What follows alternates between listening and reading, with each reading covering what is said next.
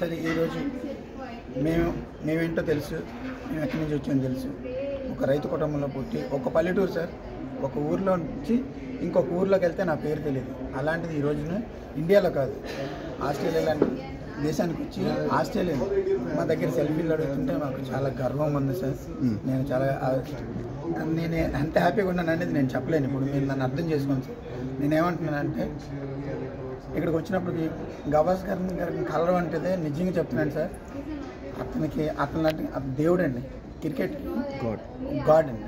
సచిన్ టెండూల్కర్ కానీ, గవాస్కర్ గారు కానీ, ఎంఎస్కే ప్రసాద్ గారు కానీ, రాహుల్ ద్రావిడ్ గారు కానీ, ఇలాంటి వాళ్ళందరూ కూడా క్రికెట్ని ఒక దేవుళ్ళ చూస్తారు అందరూ. అలాంటి ఆయన కలిసినప్పుడు నాకు ఎందుకంటే ఒక దేవుడు కనిపించినట్టు అనిపించారు. అందుకే ఆయనకి ఏమంటే ఆశీర్వాదం అడిగాను సార్, కాల్ పట్టుకొని ఆశీర్వాదించాను సార్ అని చెప్పి. ఎందుకంటే మా అబ్బాయి అయినా సరే నేను కాల్ పట్టుకోమని చెప్తున్నాను. ఎందుకంటే క్రికెట్కి వన్నీ తెచ్చింది సార్ అలాంటి లెజెండ్ సార్.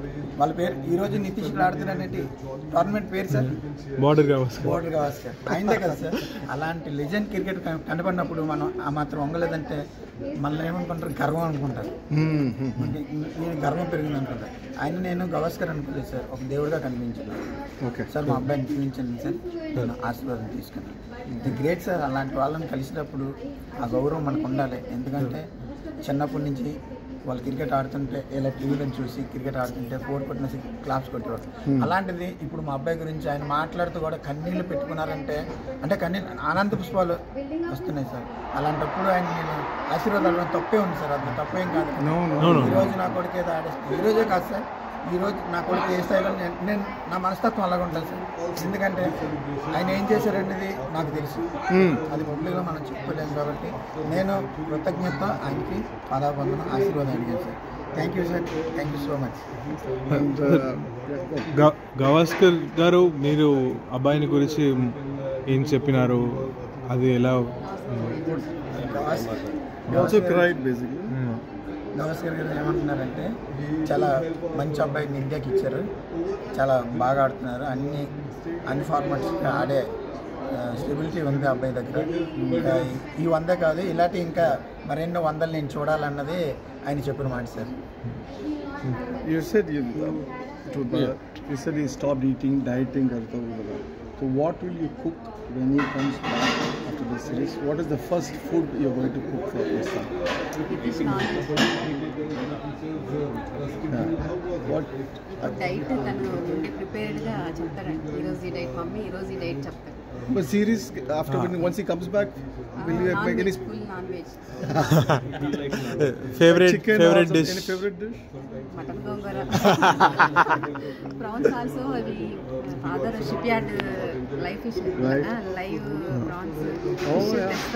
సార్ నితీష్ దగ్గర ఉన్నది ఎవరికి సార్, ఏదైతే చెప్పాలి సార్. మనం అంటే ఏదైనా తింటాడు, ఇది తిన్ను అని మనం చెప్పాలి. అది ఇది అంటే చేప తినడం వల్ల ఇది నాన్న నీకు కాల్షియం పెరుగుతుంది, మటన్ తినడం వల్ల నీకు ప్రోటీన్ పెరుగుతుంది, లేదు గోంగూర తినడం వల్ల, కాయగూరలు తినడం వల్ల నీకు కంటికి బాగా కనబడుతుంటే తింటాడు. కానీ ఏదో వండేసి పెట్టేసి తినంటే మాత్రం తిండే sir.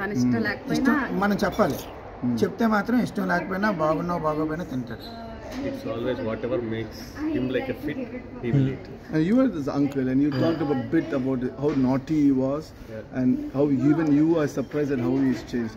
First, tell me one naughty incident that you remember that time, so that we can know what kind of little kid he was. Yeah, if I want to tell about the naughty thing regarding the cricket, when he was a kid, we used to play like with the rubber ball and these things.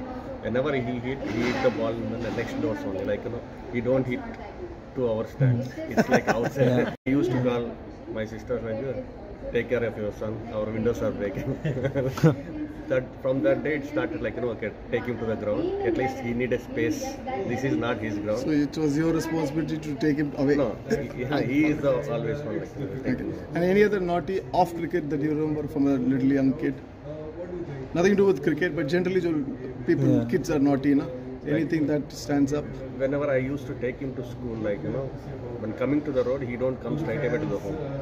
Wherever the stone is there, if some trees are there, right, like mango trees are there, we'll just break them. Like, he will do that naughty things and he will run away. He'll run away. I was there to fight with him.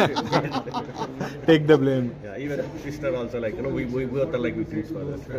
Sir నేను అదే చెప్తాను sir. నాకు ఎందుకంటే నితీష్ పేరు చెప్పగానే అంటే నాకు ఒకేసారి కన్నీళ్ళు వస్తుంటాయి. ఎందుకంటే చిన్నప్పుడు ఎంత అల్లరి చేసేవాడంటే నేను చెప్పలేను సార్. అది ఆ రోజు నితీష్ను నేను తండ్రిని కదా, మేము కళ్ళారా చూసిన వాళ్ళు ఉంటే మీరు ఇప్పుడు చూస్తున్నారు కదా. ఆడు చేసిన అల్లరి, ఆడు చేసినటువంటి పనులన్నీ చూస్తూ ఉంటే ఇప్పుడు నితీష్ని చూస్తుంటే ఆ నితీష్ ఈ నితీష్ అన్న డౌట్ మాకే వస్తుంది. చాలా బయట ఎంత అల్లరి చేస్తాడు. డాడీ వచ్చినట్టుకి సైలెంట్, ఇంకా మా ఇంట్లో అలా ఉండిపోతాడు అంతే. It's like a military rule when he was in. ఎప్పుడు చేంజ్ అయింది? చెప్తాను సార్. ఇది చేంజ్ రావడానికి గల కారణం కోవిడ్ వచ్చిన తర్వాత రెండు సంవత్సరాలు ఇంట్లో ఉన్నాడు కదా.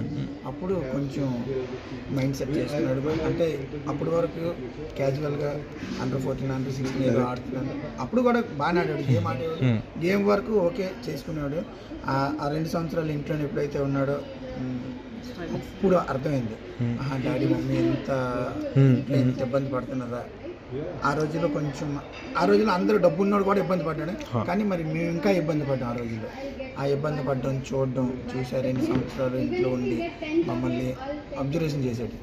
అప్పుడు అనుకున్నాడు, ఓకే డాడీ ఈరోజు ఉద్యోగం అనేసి మమ్మీ కానీ డాడీ కానీ అందరూ నా మీద ఆధారపడి ఉన్నారు. ఎలాగైనా నేను క్రికెట్ ఆడాలి, క్రికెట్లోనే మళ్ళీ మా ఫాదర్ని ఏదైతే ఫస్ట్లో ఎలా ఉండేవారో నేను క్రికెట్ ఆడి మా ఫాదర్ నా స్థాయికి తీసుకురావాలి, అందరిలో మంచిగా చూపించాలంటే నేను క్రికెట్ బాగా ఆడాలన్నది ఒక మైండ్ సెట్ చేసుకున్నాడు.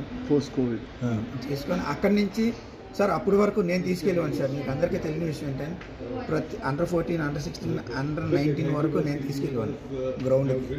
ఉదయాన్నే 6 o'clock లేపడం, వాళ్ళ మదర్ లేచి 4 o'clock లేచి ఎగ్స్ బాయిల్ చేయడం, పాలు మరగబెట్టడం ఇచ్చేవారు. నేను గ్రౌండ్కి తీసుకెళ్ళి గ్రౌండ్ నుంచి తీసుకొచ్చాను. ఏదైతే కోవిడ్ అయిపోయిన తర్వాత 19 వచ్చిన తర్వాత నితీష్ మెంటల్గా ఫిక్స్ అయిపోయాడు. ఫిక్స్ అయిపోయి ఎలా తయారాడంటే ఇంకా నేను డాడీ నువ్వు లేవు గ్రౌండ్కి వెళ్దాం, డాడీ రా గ్రౌండ్కి వెళ్దాం, జిమ్కి వెళ్దాం ఎప్పుడు చెప్పేవాడిని. ఇంకా అక్కడి నుంచి నితీష్ డాడీ నేను మార్నింగ్ 4 o'clock లేచి నేను గ్రౌండ్కి వెళ్ళిపోతున్నాను, మీరు రావాల్సిన లేదు, నేనే చేసుకుంటాను. అక్కడి నుంచి మళ్ళీ ఈవినింగ్ వచ్చి నేను జిమ్కి వెళ్తున్నాను డాడీ అని చెప్పేసి మాకు చెప్పేసేవాడు. మమ్మీ వాళ్ళ మమ్మీకి కూడా చెప్పేవాడు, మమ్మీ నేను 2 గంటలకు వస్తాను, అలాగే నువ్వు మటన్ గిట్న కాదు అంతా 100 గ్రాములు ఈ టైంకి ఫుడ్ ప్రిపేర్ చేయాలి నాకు ప్రిపేర్డ్గా చెప్పాడు. నేను ఇదే టైం 1 week హాలిడేస్కి వస్తానండి. ఎప్పుడైనా మాకు రెస్ట్ తీసుకుందాం ఇంటికి వస్తాడు. మమ్మీ 1 week ఉంటాను అంటాడు.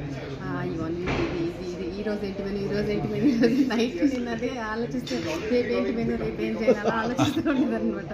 కానీ ఒక 1-2 days ఉండే కానీ మళ్ళీ కాల్ రావడం, ఎక్కడ దొరికి మళ్ళీ వెళ్ళిపోవడం, మళ్ళీ డిసప్పాయింట్. ఈ ఇయర్లో మా దగ్గర స్పెండ్ చేసింది చాలా తక్కువ నితీష్, బట్ అది కూడా చాలా హ్యాపీ.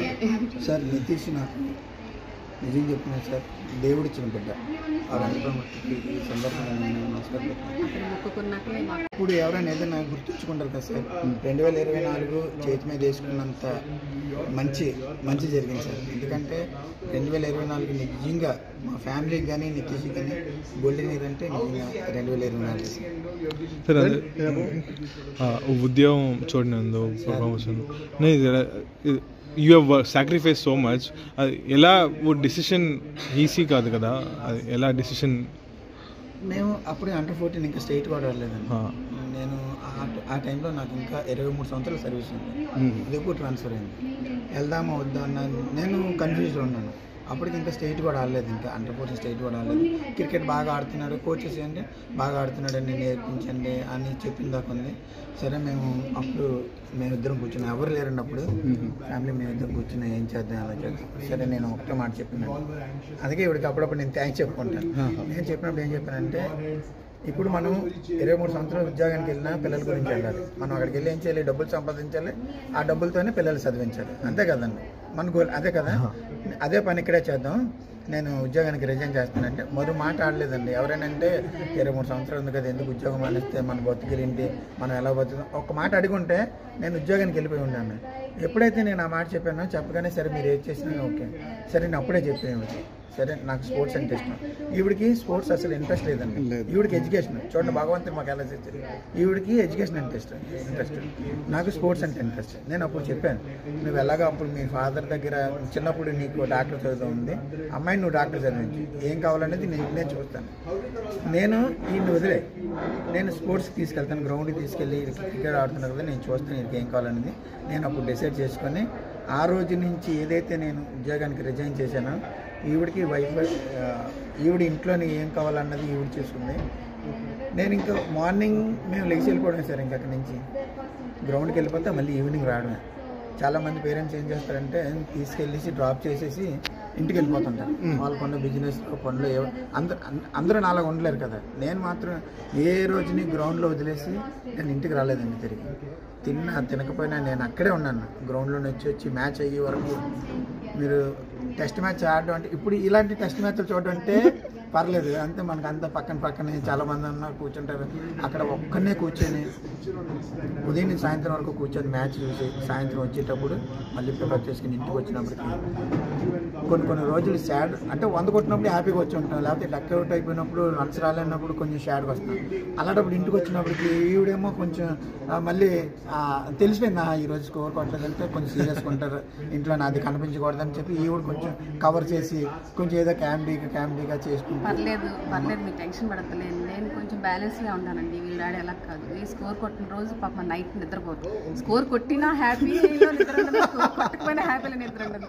అంత సీరియస్గా తీసుకోవచ్చు, మనకి ఏ టైంలో ఏది జరగాలి అది జరుగుతుంది. నేను కొంచెం బ్యాలెన్స్, ఈయనైతే బాగా ఎమోషన్ అనమాట, దేనికైనా బాగా ఎమోషన్ అవుతారు. అలా ఉండదు, చాలా అంత ఎమోషన్ అవుతుంది. కొంచెం బ్యాలెన్స్గా ఉండండి, మనకి దేవుడు ఏది వాళ్ళు అది మరి వచ్చేస్తుంది. పర్లేదు, నితీష్ మీద నమ్మకం ఉంది. మెయిన్ నితీష్ బాగా పట్టుదలగా ఉంటాడు, డెడికేషన్తో ఉంటాడు.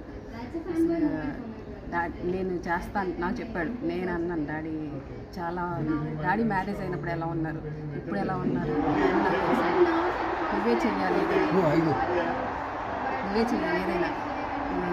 డాడీ ఇంతకుముందు రోజుల్లాగా తయారు చేయాలి డాడీని, అందరూ డాడీని చూసి అనుకోవాలి అన్నారు.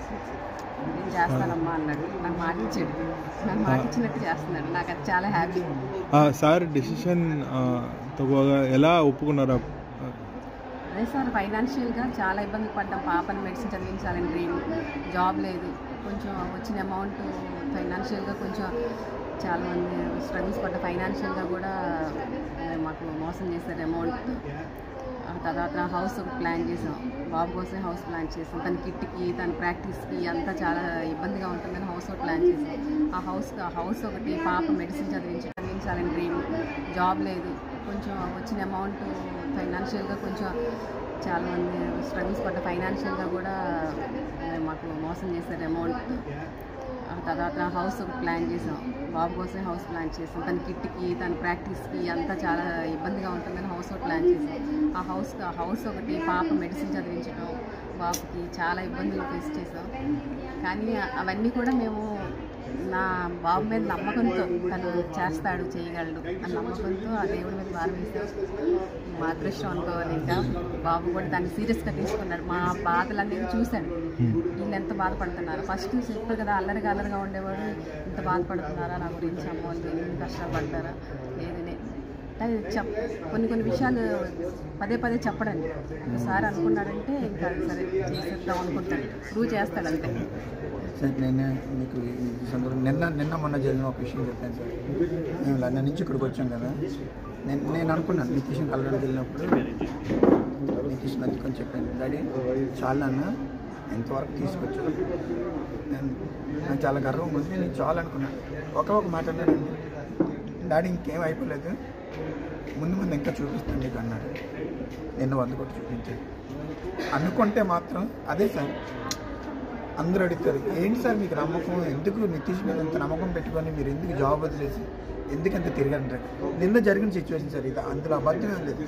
చెప్తే ఒకటే అన్నాడు, నేను హత్తుకుని డాడీ అక్కడి నుంచి ఇంత దూరం తీసుకొచ్చావు చాలా నాన్న, నేను హ్యాపీగా ఉన్నానంటే అప్పుడు తిరిగి చెప్పాను, ఏం లేదు డాడీ ఇంకా ఉంది, నేను ఇంక చూపిస్తాను, ఇంకా చాలా ఉంది, ఇంకా నేను చాలా చేయవలసింది ఉందండి అన్నీ సాయంత్రం చెప్పాడు.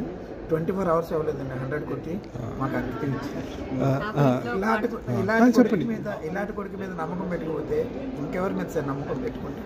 సరే సార్. నాకు ఇంట్లో ఒక మాట ఇచ్చాడు కదా, డాడీని నలుగురిలో డాడీ తలెత్తుకునేలాగా చేస్తాను అన్న. చాలా అవమానాలు పడతాను నేను జాబ్ పోయిన తర్వాత. అలా అన్నాడు. ఫస్ట్ నేను 100 కొట్టిన తర్వాత తన రూమ్కి వెళ్ళగానే మమ్మీ హ్యాపీనా అన్నాడు.